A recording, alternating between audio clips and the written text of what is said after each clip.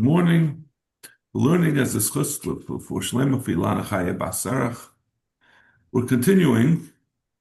If you remember, we had said a question from Rami Bar Chama about whether you can, if you bring the Eimer and the Shtei Lechem out of order, if that is applicable, if that's going to be matter to be used for avodah, and that got us into a question from Rami Bar Chama. Oh no, that was Rami Bar Chama, right? And now, all right, so we have another question from Rami Bar Chama, right? On the top, Samach Tes Amud Aleph, on the second line. Boy Rami Bar Chama, Shtei HaLechem, the Shtei HaLechem, which is bor on Shavuos, to be mater fruit for the base to be used for the mikdash, for bikurim, for example. One of the things we list in the Mishnah is it allows the bikurim to brought, the new fruit to be brought to the base of mikdash to yetz the mitzvah of bikurim. Hanatza sharya or chanata sharya. Hanatza and chanata, we've come across this before. Legabi shvius, legabi shmita. There are different stages in the budding and blossoming and flowering of the fruit. It's very unclear exactly what they are. What I can tell you is Hanotza is an earlier stage and Chanotza is a slightly later stage. My Hanotza, my Chanata. So Gemara asks, what is he asking it as far as? They're saying that which one allows, what does it mean? To allow for what? Ilay Hanotza de Peira, V'Chanata de Peira. So Rashi explains, Hanatza Shayan, she nitzu koidem lehen, or Chanata Shayan, Chanata havi peri yosem mehanat. So, like we said, Chanata is later. So the question is it saying, is he allowed, does this denote this stage of development, indicate that you're allowed to bring the fruit for Bikurim? If it happened, if it was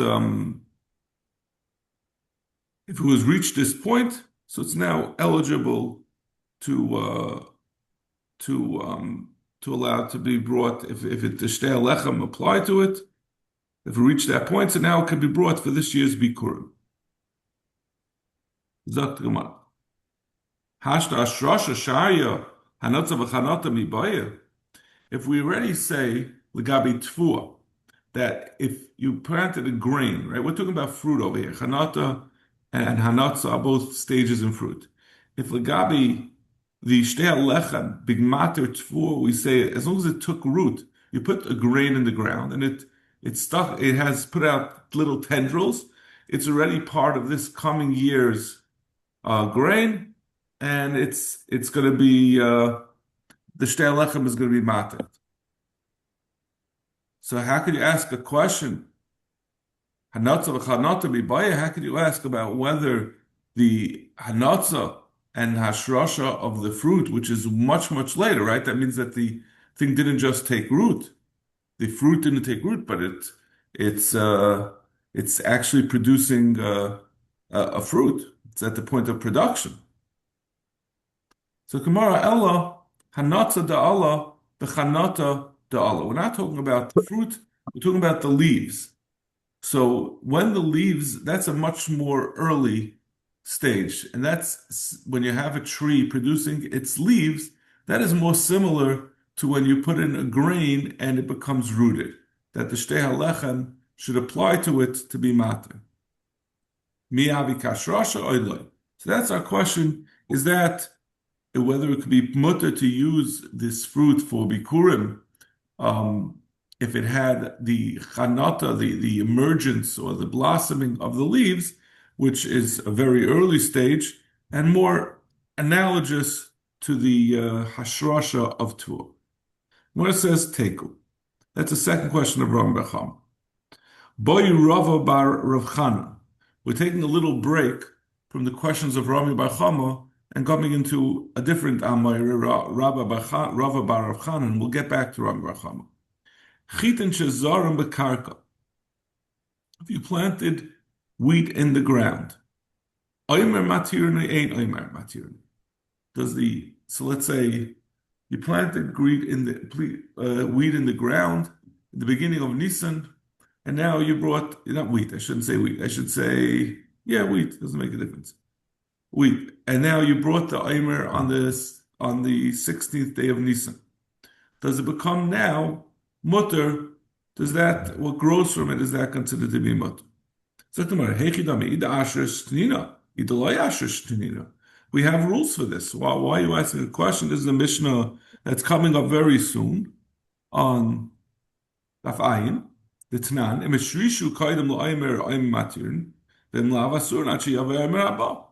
Depends. If you planted wheat and it already took root, so if it was planted, if it took root, like we just quoted in the past question, if it took root before the Aimer was brought, it's considered to have been right. The Aimer is matir the grain in the field. The point is that you could whatever grows, whatever's chadish, whatever's new is allowed to be used, and that means anything that already took root before this Aimer is considered the Aimer was machlef on it. The Aimer applies to it, and it's matir. So what is our question? Is chamed chitin shazarim bekarka is item material? The Mishnah says if it was planted and it took root, it is, and if it didn't take root, it's not. Lo zak tomorrow, dim la vasura shi avayim rabba. So come on, loy tricha. That's not the case that we're talking about. We're talking about the chatzdinu. He reaped, he harvested some of his wheat, v'zarinu, and he planted it kaidem laima before the aimer. So really, whatever, if that were to grow into another wheat stalk, that wheat would definitely have been mutter from the aimer. Va'asa aimer, v'cholaf alayu, and the aimer came. V'kami baile ma'alin kuti u'mechel minaya. What's the din to dig up this this grain and eat that grain? It means he planted it and it was it had shroshim. So as far as it growing into wheat, it would definitely be the aimer would apply to it. But he didn't wait for it to grow into wheat. The shirush, the fact that it took root doesn't really help you because you're talking about eating the actual kernel that you stuck into the ground. Stuck them up. According to Rashi, is saying that it didn't take root. Which Rashi? I think maybe you should have the right Rashi. The chatztinu v'zarinu kedem la'omer. Chatztinu kedem. The loy sharinu omer. The omer was not materit. They stuck it from the previous year's omer, right? Because the loy hishrishu, because if it would just be a regular grain that was. So it wasn't. He was saying this shed. What was the word? The chazdinu means he just harvested it, so it wasn't from Yashin from the previous year. And it didn't become planted at the time of the Omer now. But since I thought it was because since you had this kernel, whatever you put in, right, you could have eaten it beforehand. Before you put it into the ground, it was fine. Right. The loy hishrishu b'kash b'shas omer. The loy sharinu omer they're stuck it. The loy hishrishu b'shas omer and it wasn't. If it took root, then for sure it's good. The only question is, since it, even though it didn't take root for this new crop that you're looking to do, but realistically, the kernel that you put in the ground, it didn't take root beforehand. You could have eaten it. Right. You decided to become a farmer, and then you realize I'm really not a farmer. So, but the question is, so what is being materit, right? Because it didn't take root. The last year, the fact that the kernel you put in was. And this year, in order for it to become mutter, else a growth, it had to have taken root, and it didn't take root yet. But there's still another. So the Gemara explains the question.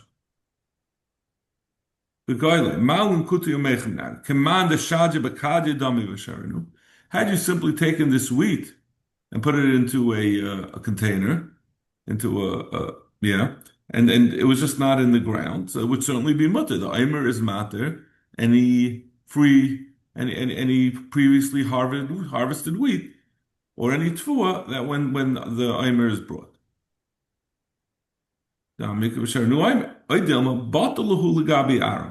Or do we say once you put it in the ground, it becomes bottle to the ground? But it wasn't ashrish that the Omer should apply to it as something that was in the ground. So that is the question. Is it going to be considered to be, well, what is its status? Is it considered, since you took it out, it's as if it was never put into the ground? Or does it become subject to the rules of seed that it has to be ashrish and it wasn't ashrish? A similar question that Rava Bar Chanan asked, Yesh lahen eloi, ein lahen eloi. If someone planted seeds in the ground, he planted tfua in the ground, does it have a din before it becomes rooted? Does it have a din that if, as we know, there are three possibilities if someone overcharges for something? If it's more than a sixth, then it's automatically a mekach tais. If it's less than a sixth overcharging, then the rules of Aina apply to it, that he has to return it together with the knas. And if it's, I forgot, if it's exactly a sixth, maybe it's exactly a sixth, then it has a din of Aina. And less than a sixth, we don't even, he doesn't have to return it. But those are the din of Aina. But it only applies to metaltalin. It does not apply to things that are to karka. There's no Aina on karka. So heichidam. Ilema de amalei shadoi bo shisa. Va'asu sadi v'amalo doloi shada bo chamisha. We're talking about how are we talking about that you have a din by no? What did you sell exactly here? We're talking about seeds in the ground. We're talking about Ruvain said to Shimon, I'm gonna sell you essentially a futures contract on my field. I'm going to provide you, I'm just selling you a field that is planted already. It already has the seeds in it. And he said, I'm going to put in 5 kavim or 5 soim of seeds of tuah. And he said, I'm going to put in 6, and he only put in 5. That's not going to be oina.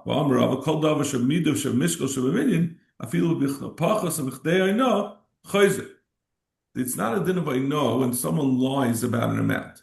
The din of oina is if I say I'm going to sell you a candy, and you say I tell you give me $5 for the candy, and the actual price is $4 or whatever the amount that's a sixth, $4.25. So that comes out to exactly a sixth. So therefore, that is a din of oina. But if I tell you I'm going to give you 10 candies if you give me $5, and then I only give you 9 candies, that's not a din of oina, even though less than a sixth, the din of oina is that we overlook it, or we just pay for the amount, and you continue with the transaction. But if you lied about the amount, that's not a din of oina. That's stam fraud. That's not overcharging. So any davar shabamida shabamishkol shabaminyan, where the discrepancy is attributable to the amount or the weight or the count or the height or the size, it's not enough. So over here, how do you have this? He said, I'm going to put in 6 kavim, and he only put in 5. That's not enough. So what do we have this question of whether planted seeds have a din of oina? El da'amalei shadoi bo kadeboilo. He said, put into the ground the amount that's needed to fully cultivate the field. And the Aiden came and say he did not put in that amount. Do we say, so it's not a question of midah, there's not a specific amount, it's just the amount that's necessary. So the command so if you have these seeds that he put into the ground, that's what he sold, do we say that since he could just remove them from the ground, they hadn't yet taken root, so it's as if he did I know any other metaltalin? Or just like we said, the gabi the din before of the Eimer applying to it, whether it's bottle to the ara, and therefore it has a din of shirush. Over here, we're going to have a question. If it's batal the ara, the din is ara. There's no I know, so I know would not apply. A third question on the in this vein: Nishbayin alein or ein nishbayin alein? Tvua that was planted in the ground, seed tvua that was planted in the ground. Can you make a shvu on it? The shvuas might have a mixus or any of the different shvuas that the Torah shvuas say echad. Can you make a shvu on it? It doesn't have a din of metaltalin. You can make a shvu on metaltalin. Or is it considered to be karka? Again, all three have a consistent question, something that was placed in the ground before it takes root. If it's considered part of the ara, it's going to have enough communities about whether the Aimer applies to it, whether Aina applies to it, and finally, what we're saying now, if you can make a shvu on it. Take it. Gemara leaves it all this as a take. So this There's no shua on the karka? no shvu on karka, no shvu midaraisa. You never make a shvu on karka. It's only on metaltalin. Mm-hmm. The only way you can make a shvu on karka, I believe, is with the gilgal shvu. You're making a shvu, right? If you're making a shvu on metaltalin, you could also include make it together. Came back. Yeah. But now, so that's the end of Rabba bar Rav Chanan's questions. Back to Ram bar Chama. Boy, Ram bar Chama. This is a little indelicate. Chitin shebeglali bakar. Wheat kernels that are in the excrement that comes from an ox. The sa'irin shebeglali behema. Other behemoths, usually bakar, cows eat wheat, and other animals eat barley. So the sa'irin that came from a different domesticated animal. Mao. What's the din? Lama. What do you mean, Mao? For what application? As we know, there's a certain tumah that applies to things that are eaten, that are food, Michael Adam. So, if you have Michael Behema, doesn't get Tameh, but if it's Michael Adam, it does. So the question is, does this wheat is used for people to eat, but went through an animal, what is its status as far as considered to be an edible thing that has a din that it can be makabel tumah? So what Tanina is a Mishnah on this. Chitin sheberoi bakar, wheat in the excrement of oxen, iron shebegloli behema, and barley from other animals' excrement. Chishav alein lachila, if someone intended for them to be used he wants to clean them off and make them into food. Don't ask. I mean, it's hard for us to understand, but I guess people in those days were really hungry. Ein metama tumas eichlin. Then it doesn't become tami tumas eichlin just because you were mechashev on it. It remains as something that is not expected to be eaten. So just because you had in mind, it's not enough. Locked on lachila, but if he gathered them, he took them out of the roy. Metama tumas eichlin. It is metama tumas eichlin. Hold on a second.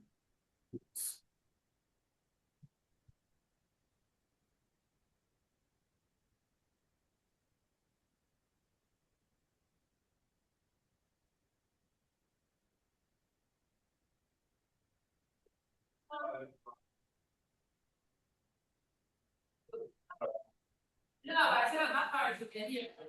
You're here. There we go.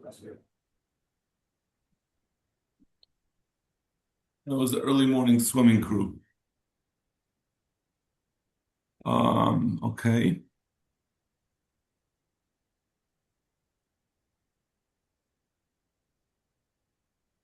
So it depends. It's going to depend on whether you actually did something with it. You gathered it up. That makes it into eichlin, but just being chashav, and it's not. So what's the question? So in either case, it's not really a question. We were dictated by the Mishnah what the din is. Elo Menachos. Question is, if you want, you could use it as a mincha. You could grind up this grain, make it into flour, and bring it as a carbon. In fact, the more pshita deloi yikrivin ol pasecha yisacha yisapanecha. The pasuk says, if you're going to bring to my door something that's not not good, am I gonna want it? The Rebbe says, or am I gonna am I gonna turn to you and give you what you want? If you give me something that's moist, if you give me something that's not good, you really think I'm gonna answer you with your tzrachim? And this is certainly something coming from excrement is not something good. So the naktinu, he took the wheat from the animal's excrement, v'zarinu, and he planted it. And then he wants to use what grew from that. So then it's a question. It depends. What is the problem of hikrivin ola pasacha? Why is it that it's not something to be good? Mishum de misusahu, the kivin de zarinu azdal mususayu. Is it because it's disgusting? And once you planted it, it's a new thing. It's not anymore moist.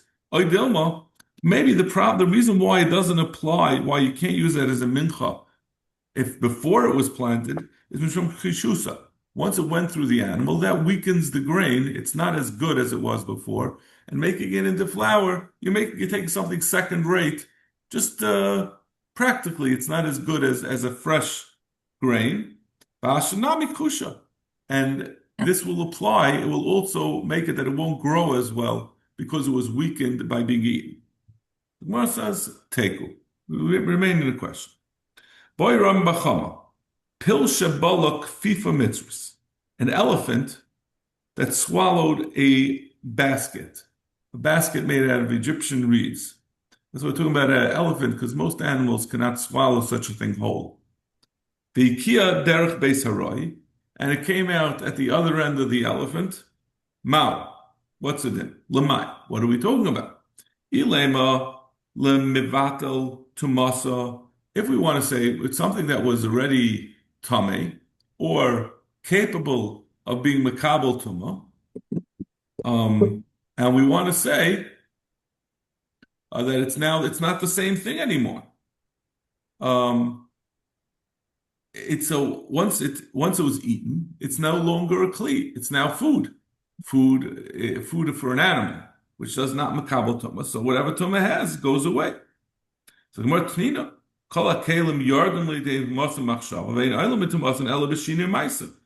There's no such thing as something losing its tuma. Just yardum de tumas machshava means if you have something that let's say the example we always give is a piece of leather that you intended originally to make it into a glove or a handbag, but as it was when you were standing there, you said, you know what, that'll make a nice placemat. So that's also a kli. So just having that machshava could make it that it's makabel tuma. But if it already was used as a placemat, he says, you know what, I'm going to make it into a glove. That's not going to make it lose its status as tuma.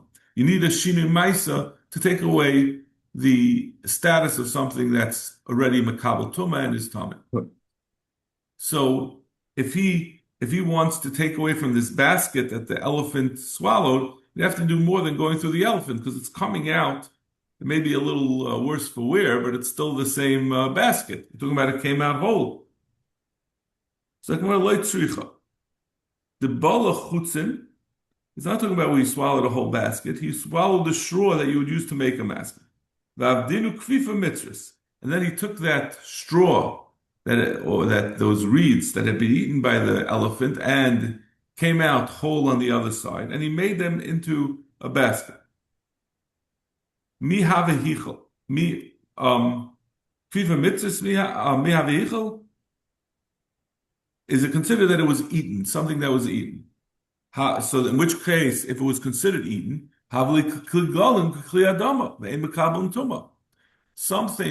that is made from a substance that is excrement, it came from an animal. If someone that used to make baskets, used to make ceramic using dung, they would shape it right into.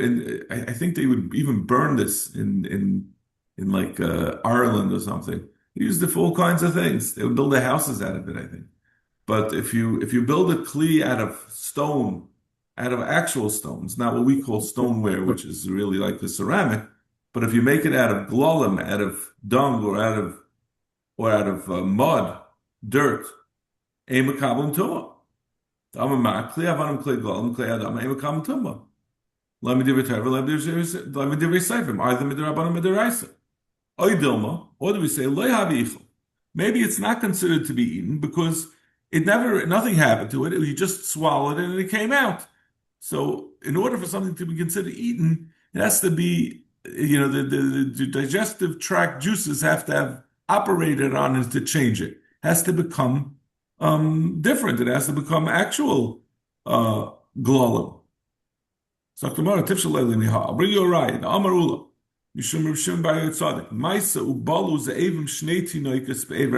was a story where the wolf swallowed two infants on the other side of the Yarden, and the question was whether those and they then excreted the tinoicus whole without anything having happened to them. They were dead. Came to the Chacham, but tiro es habasar. And they said that basar is not considered to be, it's considered to become ichol. It was eaten by the Za'evim. So now it's the Za'evim, it's the wolf's food. It now went through their system. And even though they came out whole, it no longer has a din of a mace to be matama. So l'chayr, there's a riot here also. Even though nothing happened to this straw that went through the elephant, it still has it in that it was consumed. So I want to know, shani basar de rachach. No, basar is different. Once it goes through the zayiv, it's soft. It's considered to have been eaten, and it's no longer able to be metama. But pieces of straw, they remain, they keep their integrity, and they're not considered to have been swallowed. In fact, the Marv should be safer. The timos atzamas. I'll tell you, so if you're saying that it's because it's hard, it doesn't absorb. We say that the wood of it's not considered ichol. So let's bring a raya from here that the Bryce over there says in that case of the wolves that swallowed the infant, that the atzamas, the bones of the infant, are matam, even though the rest of the basar is considered to have been swallowed. It's considered to have the digestive system, since it's soft, it's operated on it. But since the bones are hard, they remain. It still remains in its status as something as a mace that's matama. So too over here, the straw should maintain its status as not kli adama, or not that it never was nechal al yedei the pill, and when it comes out, it should be mekabel tuma. So Gemara knows shani atzamas that kushitfei. Bones are much harder than straw, so you can't bring a raya from the bones one way, and you can't bring a raya the other way from the infant because it's much softer. It's somewhere in between, so we're not sure whether it's considered to have been eaten by the pill, and therefore we don't know whether it's going to be makabel tumah. Boy Rav Zera, chitin sheyardu ba'avim, wheat that came down from the sky, from the clouds. Mao, what's it then? Lamai, legabi what? Ila menachos. If you're asking about whether you could use it for a mincha. Amai loy, why not? It's from Eretz Yisrael. We're talking about a cloud over Eretz Yisrael, and it deposited. It's like a tornado swallowed up Dorothy's house, and she had a bunch of wheat in the cellar with her, and then it deposited somewhere else. So why not? It came originally from Eretz Yisrael. It's in Eretz Yisrael, so why shouldn't it be good? Ella l'shtei alechem, mai. The question is to use it not just for regular mincha, but to use it for the shtei alechem, which the Torah says it has to be mimoshvei seichem taviu lechem kali b'karmel, right? There's the pasuk. I don't see it. Zak the Gemara. L'mashasei Rahman alafuki dechutz laaretz deloi avol the avim shabradami. It's just going to say you can't take mimoshvei seichem. It's telling you it can't be from outside of Eretz Yisrael, but coming from a cloud in Eretz Yisrael is not a problem. It means from your settlements. Coming from the sky is not your settlement, even though it's in Eretz Yisrael. So is there such an example? Does such a thing happen? So in Keda'adi Taya, Nechisale Rum Kizva, Adi the sailor, he had L'chisale rum kizva chiti b'tlasa parsi. He had 3 parsois, which is a large measure of land, which full up to like a tefach with wheat that came from the sky. So you see such a thing happens. Now this is the next question is a very central question that's going to be going on until the next Amid. But the question that's implicit in it is we're gonna keep on dealing with. Boyer Shimon Pazi. She boilus shevia shlish koidem line. You have an ear of grain, an ear of wheat, it reached a third of its growth before the Aimer, va'akra, and he uprooted it, v'shasla, and then he replanted it la'achar Aimer. So the Aimer, well, it's not. It's a question of whether it could be materit actually, but in any case, the question is not legabi that because it maybe doesn't need to be mutter because it's too unripe. Something that's less than a third is not even considered to be food that it could be applied to it, that it needs the aimer. But it's still considered animal fodder. But whatever the case may be. When we said it takes root, what does that mean? Less than a third? Because earlier we said No, but it then takes I'm root. saying that when it takes root, and then we say that the Eimer applies to it, then it Right. means even if it grows to full size, you're going to be allowed to eat it. But let's say let's say it didn't take, let's say something took root after the Eimer, and it only grew to less than a third. I don't know if you'd have a din that it's of chadash because I don't know if it's food. It has to be food in order for Eimer to apply. I thought root just means like it starts growing. That's true. That's saying when it takes root, then the Eimer will make it mutter. So when it eventually grows to its full height or past a third, so it's going to be something that you could eat.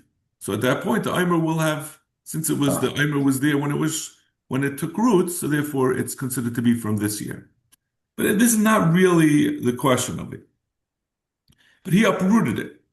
The shasla la'acharim, and then he replanted it in the ground after the Eimer. And that ear of grain itself started to grow. Vaisif, it added on to it. Ma, what's it in? Basa ikar azlinin, b'shar Eimer. Do we say, since clearly it grew, it wasn't just mashurs like you said, but it grew a third of its amount, so the Eimer certainly applied to it. And even though it grew an additional amount from the second planting, it's going to be mutter. Do we say that this new growth from this new planting has its own status, and that was basa the Eimer, and the Eimer, this is considered chadash, it's from the next year's crops, it has to wait for the following year. So let's bring you raya from this case. Yalda shesavcha biskena. If you had a young Elon, you stuck a branch from it. So the young Elon is less than 3 years old. So it has the fruit from it. You have to take it's arla, and you can't eat it. And you put it onto a tree that's more than 3 years old. Uba Paris, and there were Paris on that branch from the young tree. Afilu Hoysav and Masayim, even if there were tiny little buds of apples, and they came full size apples 200 times, so it would be enough to be bottle and arla. It's still awesome.